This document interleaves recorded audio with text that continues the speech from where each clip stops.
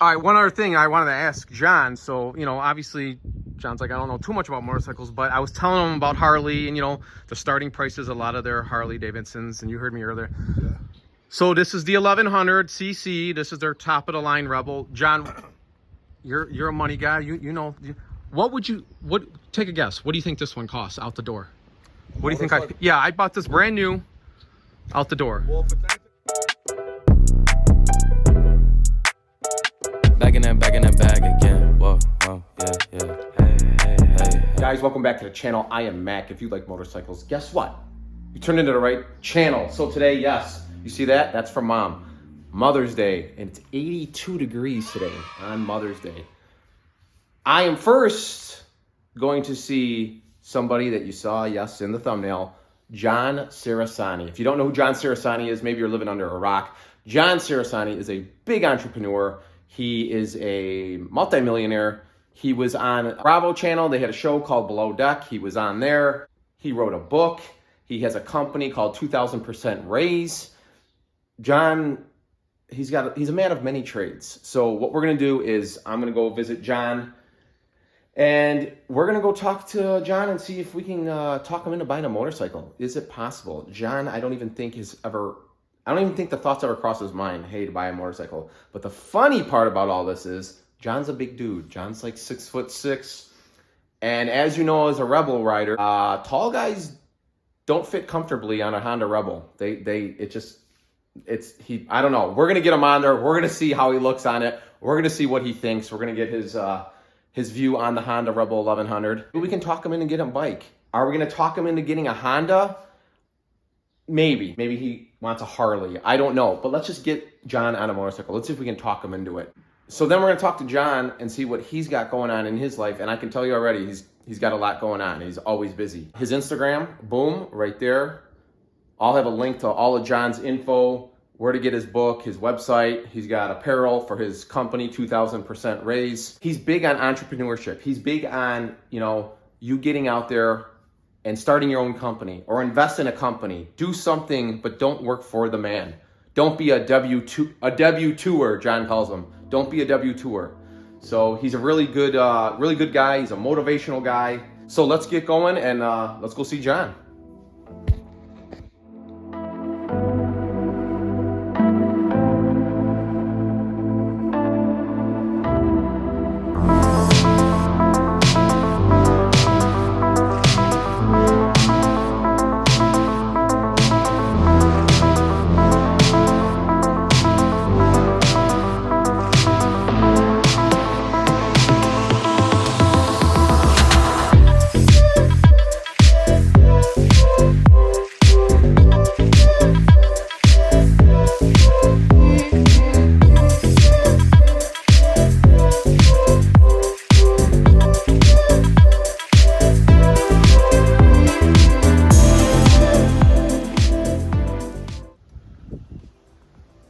Just got here. We're at John's house. Waiting for John to come out.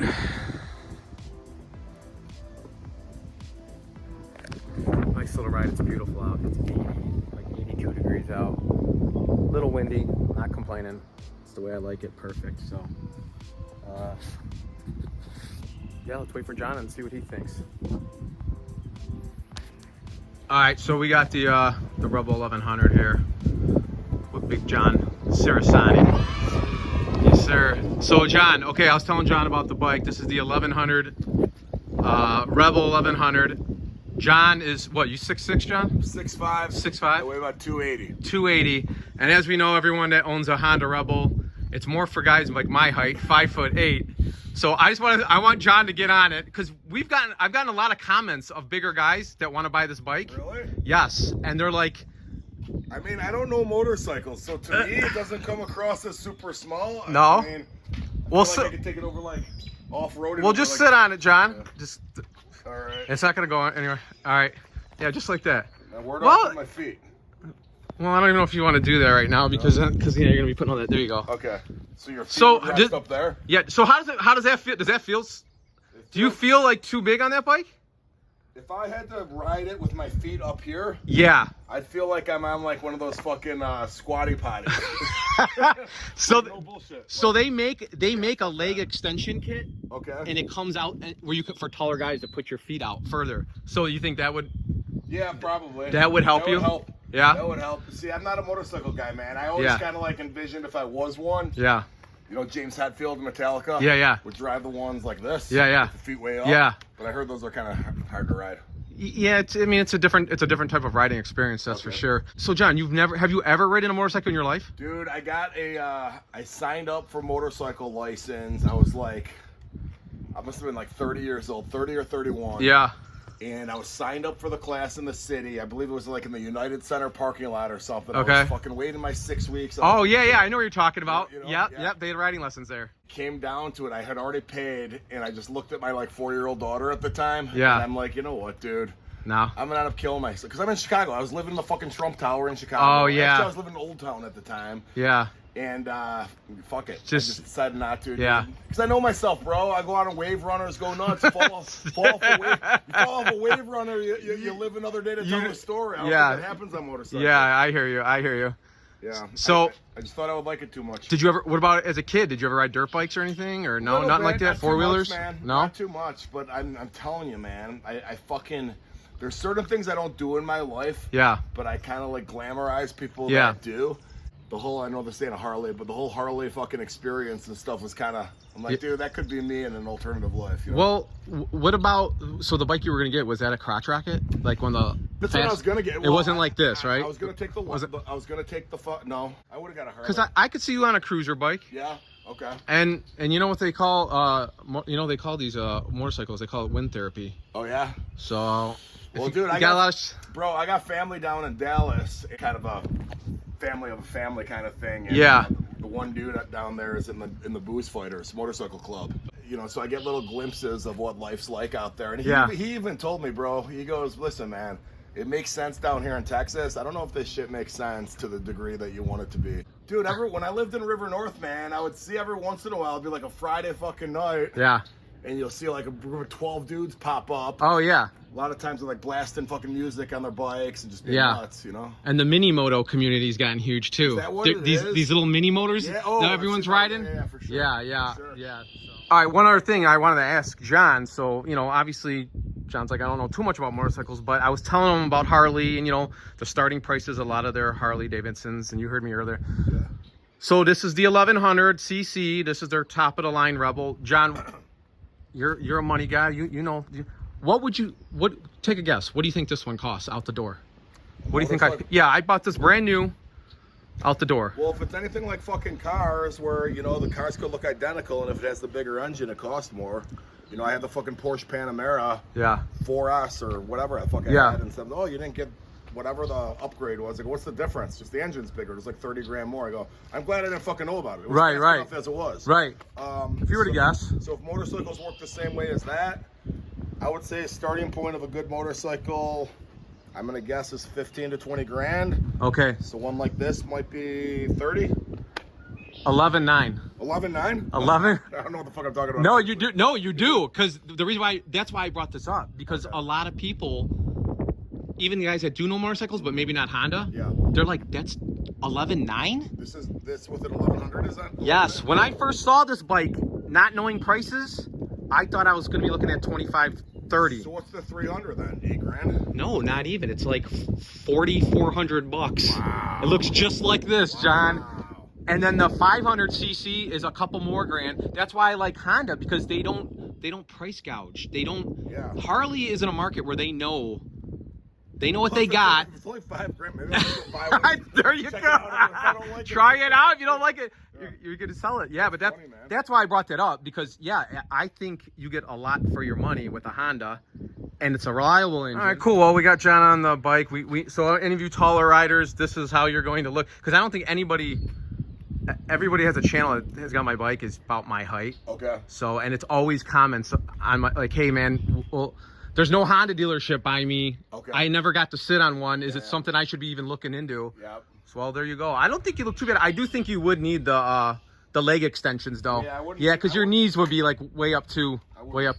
wouldn't enjoy that at all. Yeah. Mm-mm. So, all All right, well, let's. We got John on the bike. Maybe we'll convince him to get a motorcycle one day. Who knows? A cruiser style. Why not? Start him out with a 300. 300cc. So they make this in 3 different versions: 300cc, a 500cc, and this is the 1100. Okay. So this is this is the big fast. boy. This is the fast one. Fly off the back, basically. Yeah. All right, John. So Legally Rich, tell us what that is. Actually.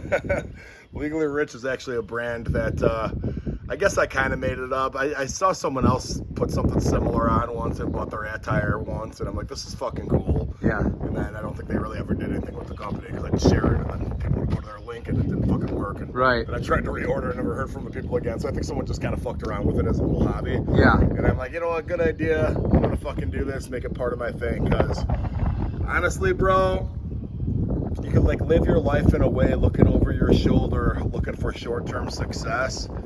And I never did it that way. There was plenty of opportunities back when I was in my 20s to make a couple bucks a lot quicker than what I was doing. Yeah. I did it the right way, I did it the long way, did it ethically, did it responsibly. And you can just like, hey, I can do whatever the fuck I want. People are like, dude, you shouldn't be posting that gambling stuff. Are you worried the IRS is going to see it?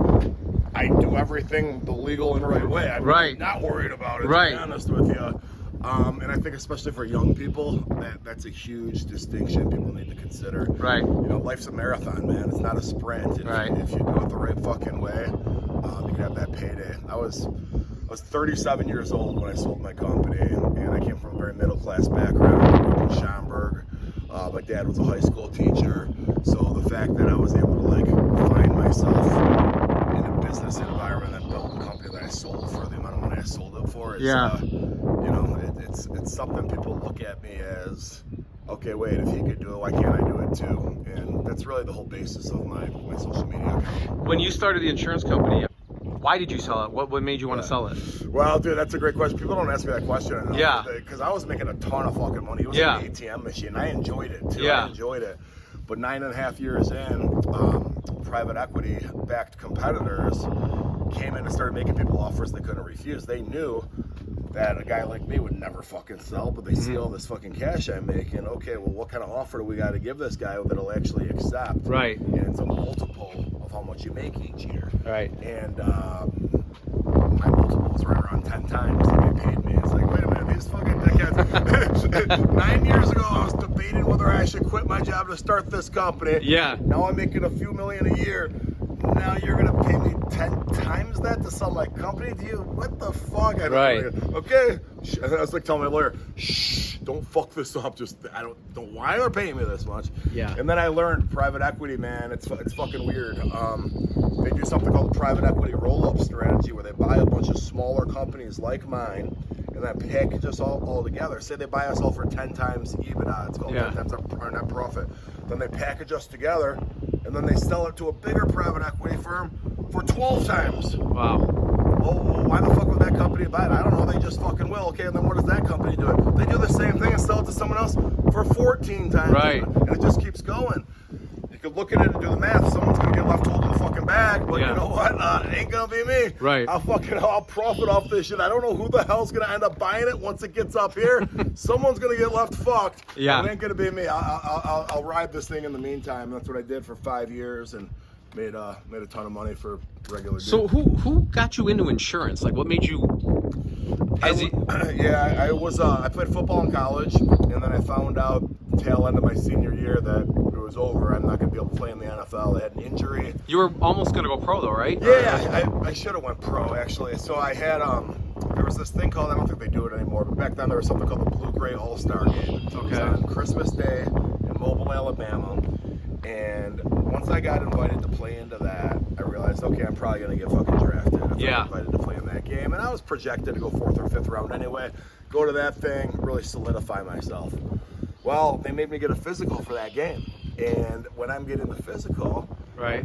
doctor's asking me a few questions. Does everything feel all right? Blah, blah, blah, blah, blah. And I said, I've been getting this weird thing down my fucking leg lately, where if you touch me in the neck or head, I feel it down here. Oh. Literally hit me here, and I felt the sensation in my leg. And they kind of looked at me like I had two heads. They're like, what? Because there's something you could get in football called a stinger, where if you hit a person a certain way, your arm goes numb. Okay. And it's just a pinched nerve going down your arm. Okay. So people that play certain positions, anyone that played competitive football at this level or higher, knows exactly what I'm talking about. It's called a stinger. Yeah. It goes away in 2 minutes. Yeah. Well, and it's very fucking scary, by the way. Your whole arm goes like, bet. what the fuck just happened? I bet. And then 30 seconds later, it's fine. So that was weird, but it's just pinching a nerve. Yeah.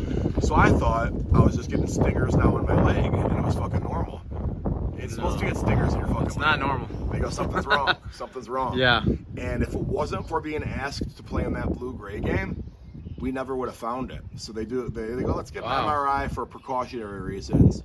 I ended up saying I have a big contusion to my spinal cord, and they can see it weakening. Yeah. And it's just a matter of time before it snaps, and I'm in a wheelchair the rest of my life. Wow. Yeah. So it's like almost a blessing in disguise that It really you had, was, man. It was really like kind of like. It was kind of sad at the same time, but Brother, me and my dad was a high school football coach too. We're sitting there in the fucking thing where they're giving us the MRI results. We're kind of looking at each other like, yeah. Now we knew it wasn't good to begin with, just by everyone's reaction. Right. So we kind of looked at it like, And then the MRI came back, and it really just. Yeah. We knew it wasn't good. Okay. And no one, even if that MRI came back with nothing on it, I don't think anyone was going to let me. Right. No one was going to recommend to keep playing football when I told them about the thing in my leg. So, that was that at that moment. So what I tried to do is now it's December, my fucking senior year in college. I thought I was going to be playing in the NFL in a few months. Instead, now I need to get a fucking job. Luckily, I went to Northwestern University. Like a lot of school, every school does this. Yeah. Good schools do it to a greater extent, probably. Yeah. Where companies come on campus and interview the seniors. Okay. Well, I just started fucking signing up for every slot I could get into. Right. All my other friends were ahead of me. They all already had jobs lined up. Right. They kind of didn't even consider it. Because other guys on the team knew they weren't going to play in the NFL, so they're already fucking a step ahead of me, right? Yeah. And I ended up interviewing with this insurance company, and it was cool, man, because I had a job offer. I'll never forget it. It's called Anderson Consulting back then. It's called Accenture now. Okay. They offered me a job, I want to say, for like 48 grand. I had another job at this company called Transamerica, which was this home office job, which was like 45 grand. Okay. Then this other company called Great West Life and Annuity that nobody fucking heard of. They sold employee benefit programs. Offered me a job for 30 grand plus commission. Okay. You know, wait a minute. And I was like, you're a kid. What do you mean plus commission? Well, fuck you. These guys are offering me 45 grand. Why would I go there? And they're bigger companies. Of course I would go there. Well, you can make a lot more here. Here's why. And I took the fucking leap, learned to sell competitively, and they were damn right. I mean, my year two, I was making over 100. Like, if I would have taken the Accenture job. Yeah. Years before I make that. Right. And more applicable than that, though, I also learned how to fucking sell with the middle market and smaller accounts. Had I worked at an Accenture of the world, they're fucking doing consulting projects for United Airlines. I wouldn't be able to like pivot out and start my own company with that kind of experience. It's So you just said to yourself one day, like, you know what? I'm going to start my own. I'm going to stop working for these people. So I pivoted from Great West to become what's called a broker, and worked at a company called Arthur J. Gallagher. Crushed it there, and then that's when the light bulb went off. Wait a minute, dude, I can do this shit for myself. Because now as a broker, you don't have a product. The product is you selling other people's products. Okay, right. So now that I'm at Arthur J. Gallagher, even though they're a billion-dollar organization, they're not the actual insurance company. At Great West, they were the actual insurance company. Right. It would be very difficult of me to turn and leave Great West to start my own insurance company. But now I was a broker. Wait a minute. Any overhead we have is by choice. Yeah. I could either rent this place, I could hire employees, or I could just do it all by my fucking self. Yeah. And that's what I did. And that's just awesome. through that motherfucker. Yeah, that's good. Yeah, so you've always been like a go-getter your whole life then? Yeah, I've been always motivated by money. I don't know. I wonder. I get worried sometimes that I didn't instill that enough in my kids. My kids remind me of me. Yeah. But as they get older now, I'm wondering subconsciously they don't have that chip on their shoulder that I had. Yeah. You know what I mean? We were not poor growing up by any stretch of the imagination. Right. My dad was a high school teacher, but like Illinois high school teachers get paid pretty well. But you know, we wouldn't be stupid. Like, you know. Like, for instance, the basketball, my birthday was December 3rd. The basketball season would always start, like, you know, in November. Right. My birthday. Well, I'd be wearing the same basketball shoes from the year before because my parents would wait. Right. Give me the new Jordans. Or Right. Well, they usually wouldn't even give me Jordans. Whatever, the Converse. Or Right. I'd never get Jordans. So I'd get you know, so just to put it in perspective, I'd have to wait till my birthday to get new basketball shoes. Yeah. You know what I mean? Yeah. Again, we weren't poor. We're getting good basketball shoes, but Right. you know what I mean? Yeah. So I always wonder a little bit with my kids if I don't stretch that in them enough.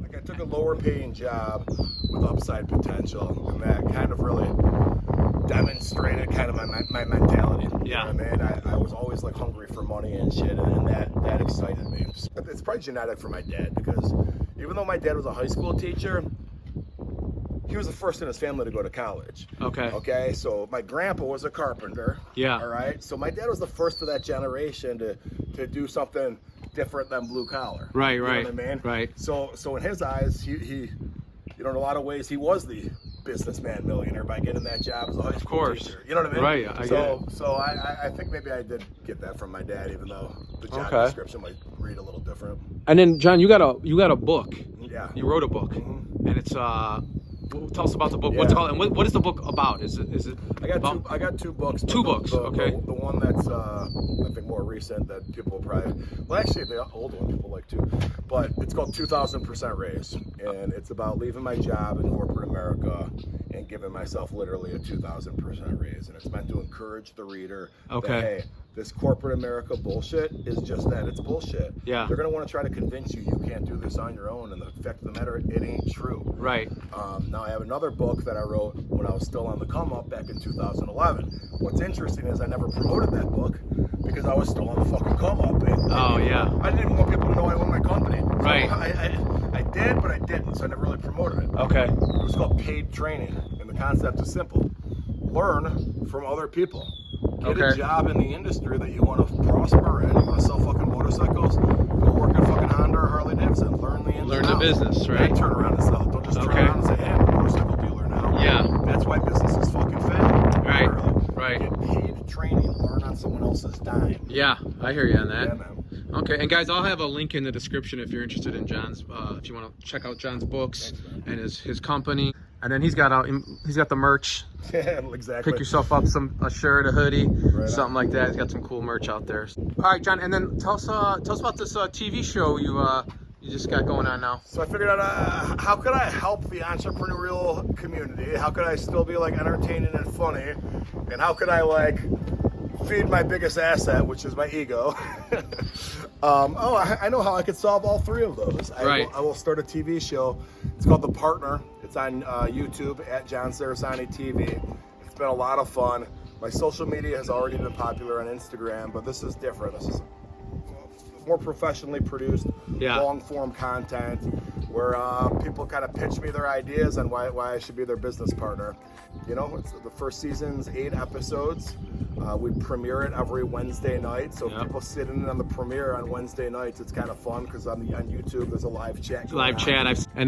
Hey guys, if you you need to check out his YouTube, I'll have that all in the description. And then if you don't follow John on Instagram, you need to. It's John Cerasani. John Cerasani. I'll have that in the description. You got to follow John. There's some good stuff on Thanks, there. man. I mean, Thanks. every time I click on a story, I'm like entertained. Like, Yeah. One day he's with Hulk Hogan, the next day he's with Burt Kreischer, the next day he's talking shit to some guy, trolling him. Yeah. And then It's the funny. next day I give a disabled girl's mom flowers. Hey, that from was her. awesome. thanks, man. Yeah, that was really cool. No, you do a lot of good stuff too. Well, every time I post something like that, which isn't that often, people are like, "Gotta post this more often." Yeah. Well, yeah. No, I mean, you do. I think you do everything. Yeah. It's you're entertaining for sure, but I can tell you you got a good business going. Good gambling content. Good too, gambling, you know, guys. like That's another thing too. This guy, man, he's a beast on the gambling floor, casinos. Oh, yeah. You gotta check that out too. All right, well, guys, that's it. John was kind enough to have me come over, get on the old Rebel 1100, Boom. give us his thoughts, tell Love us it. tell us about what he's got going on, and yeah, that's it, guys. Awesome. Good shit, man. Yeah, you know what to do, guys. Comment down below if you got any questions, anything we left out. Let me know, and we'll talk to you guys on the next one later. Awesome. Cool, man.